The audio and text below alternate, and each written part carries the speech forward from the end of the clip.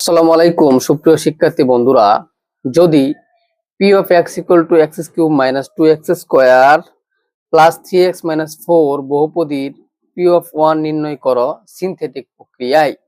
তার মানে সিনথেটিক প্রক্রিয়া করতে গেলে আমাকে কি করতে হবে, বহুপদীটার যে সহগ আছে এটা লিখে ফেলতে হবে ওয়ান মাইনাস টু, তারপরে হচ্ছে থ্রি এন্ড মাইনাস ফোর।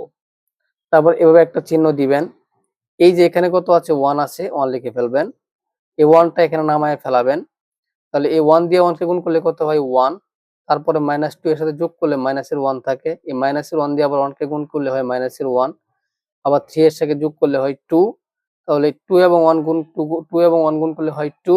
এখন যোগ বিয়োগ করলে হচ্ছে মাইনাসের টু। তার মানে এই মাইনাসের টু হচ্ছে আমার ভাগশেষ, মাইনাসের টু হচ্ছে কি আমার ভাগশেষ বা পি অফ ওয়ান যেটা এটা। তাহলে এটাই হচ্ছে আমাদের মাইনাস টু। আশা করি সবাই বুঝতে পেরেছেন। সবাইকে অসংখ্য ধন্যবাদ।